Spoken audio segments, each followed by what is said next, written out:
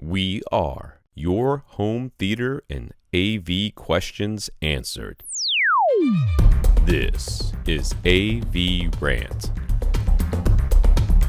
Want your home theater or AV question answered by Tom and Rob? Send it to question@avrant.com. Welcome to AVRant. I'm Tom Andry, and I'm here with Rob H. All right, Infinite Gary. I'm sure this is We can zip through these. I tell you we can. all the way down to F. All right, Infinite Gary, A. Will he need to do a firmware update on his Rand's SR6011 to get DTSX working? No. Okay, there you go. Just to add to that, though, you might need to do a firmware update to get the cross-pollination upmixers working, because that was a very recent firmware update, so that you could use the Dolby Surround upmixer on DTS content and the DTS Neural X upmixer on Dolby content.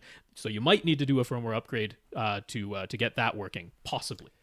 He asks, is there any reason to be concerned at all about factory refurbished products? Not from Accessories for Less. Not from Accessories for Less.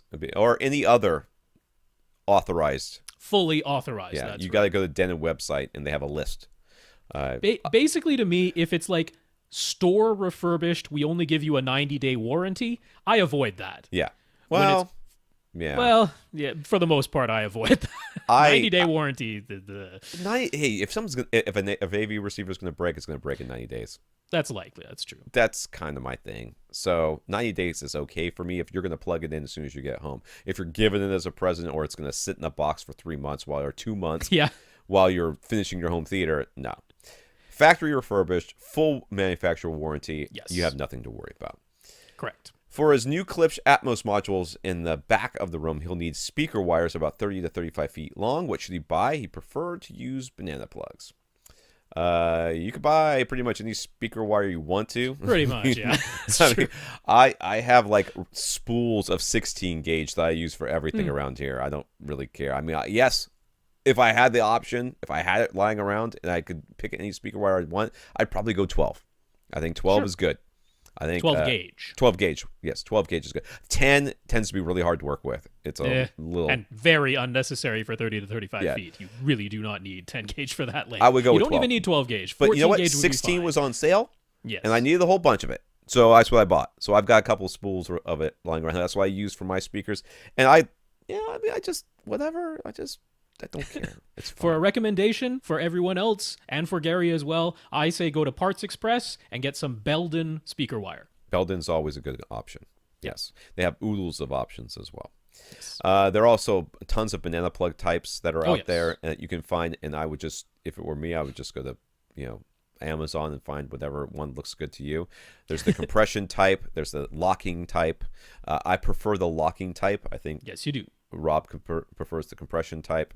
Well, I just like cheap ones that are easy to put on and take off. And if one happens to stop working, it's like, $1 to replace it. Yeah. That's what I like. Yeah. I really like Sewell. Sewell actually has some brand new ones, which are like the easiest to install ever. They actually put like a cone on the underside. So all you do is you strip the wire, you feed it through the one end, and you screw the top back on, and the top automatically splays the wire for you because there's this metal cone sitting inside of the top. Oh, okay. It's yeah. super easy to it. It's so fast. So I like this. I've had a couple that have been kind of. I think I got some from Radio Shack one time, and they're like you push the wire through, then you bend it over, and then That's right. Then you have to like screw the thing down, but the wires get in the way, and it gets into the. It's not easy. No, those are If the Sewell Strike banana plugs. Those are as fast as you can possibly get. And they're not expensive. 12 pairs for $24. There you go. 12 pairs, $1 pop. Yeah. All right. When running Audyssey, what's the best approach for positioning the measurement microphone? It's just him and his one seat. The Marantz manual says to start with the mic in the primary listening position and then move the mic around, but keep it within 2 feet of the first measurement. So you just swing the mic in a 2-foot radius around the first point in the middle. The manual says to take 6 to 8 measurements. Any benefit to more or fewer? We talked about this with Chris Kyriakakis. Mm-hmm. Did I get that name right? Really? Nailed it on the first try. Oh my god! It's like a Christmas miracle. Anyways, we talked from Audyssey about all that when we were here, and he told us how he did it. So I mean, basically, you don't want your microphone within 1 foot of anything. Correct. That includes Yeah, the I 1 don't foot care. of free air all around the mic. I don't care where your head actually sits in your chair. Mm-hmm. You want a foot of free air all the way around it. I would move it 6 inches front of that, 6 inches to the side of that, 6 inches. 6 inches? Well, whatever. That's a foot or something. Dude, he's the only guy in there. I wouldn't. That's I true. would probably only take one measurement and be done. To be dead honest with you, that's what I would do. I would take one measurement and be like, I tapping out. Thank you very much. I'll see you next time. You'll tip your waiter on the way out. I would take one measurement if I was Gary. But Wow. if you want to... I would definitely take more. Well, of course you would. But I don't think it's necessary. But I would probably only move that microphone right around that little area, Gary. Wherever your head is, that's where I would move it around. Yeah, the whole idea of Audyssey taking multiple measurements is they're doing a thing called spatial averaging. And the reason you want to do a spatial average rather than just a single point is because it is trying to equalize the frequency response. It's trying to take whatever the measured frequency response of each individual speaker is and adjust it so that it matches its target frequency response. Now, if you only measure in one spot, it says, all right, that's what you gave me. I'm going to go ahead and brute force try to make the response I measured into my target. But your head is wider than that one microphone spot, even just that alone. You got 2 ears on either side.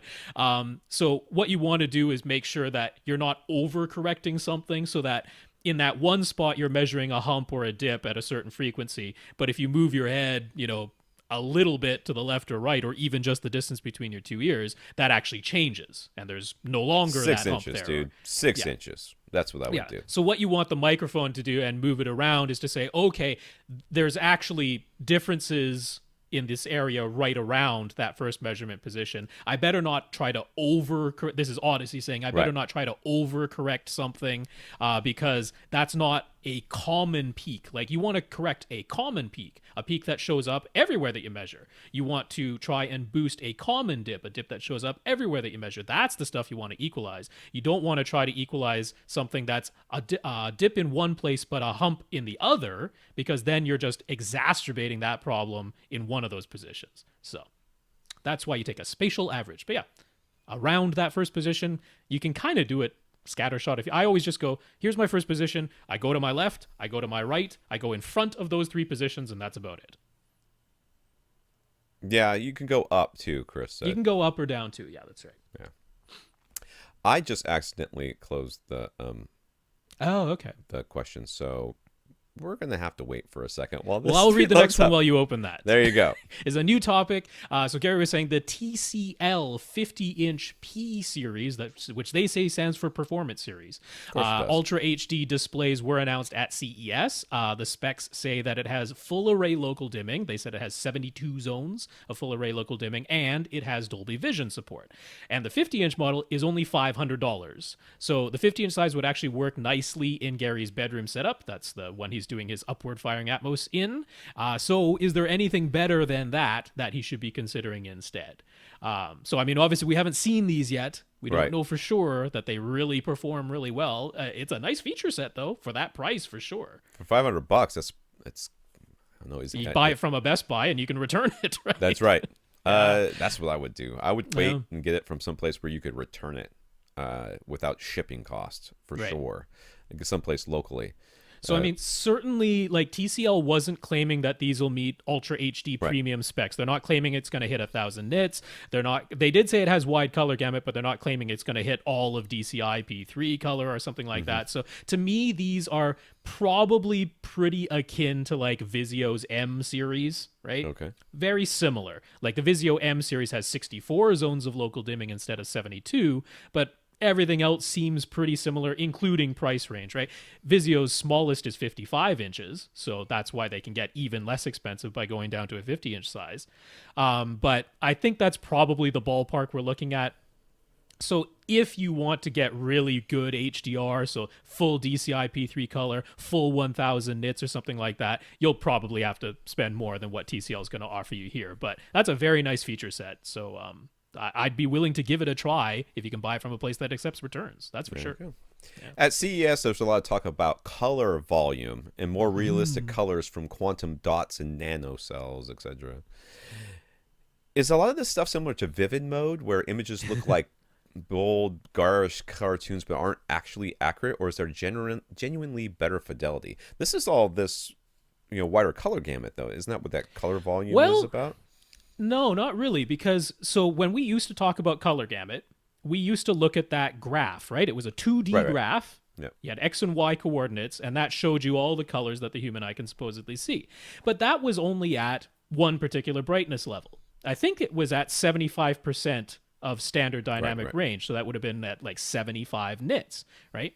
Which is, bright, but not super bright, that's for sure. So color volume, as the name implies, makes that three-dimensional. So instead of just XY coordinates, you now have XYZ coordinates. So you have that whole color gamut, all the colors that we can possibly see, but we're also mapping how bright we can detect with our human eyes. So they're adding that third axis of brightness on top of the range. So the color gamut is still the two-dimensional range. It's still all the shades. But now we're adding in, well, it's all those shades plus how bright can they get? Right?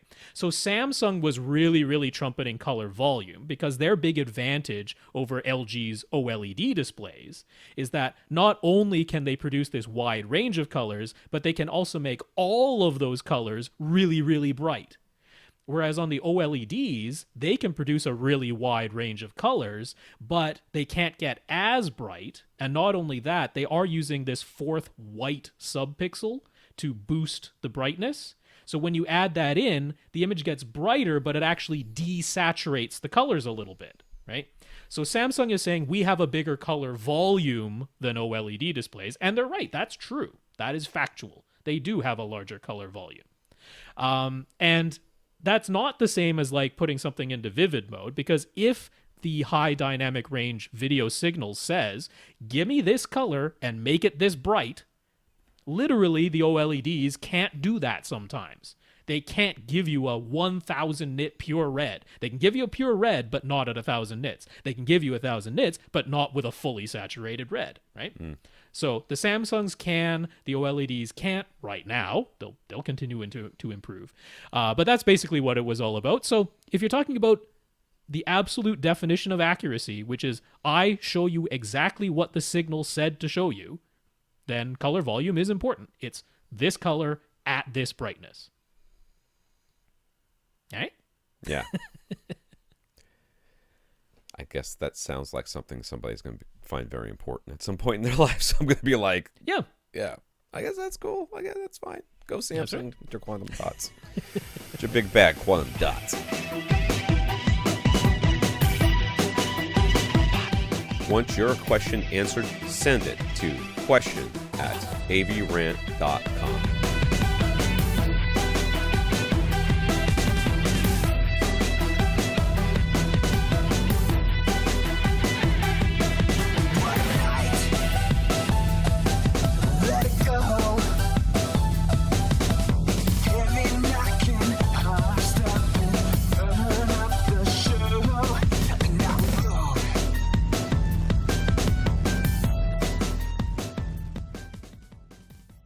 This is AVRant. Now go out and listen to something.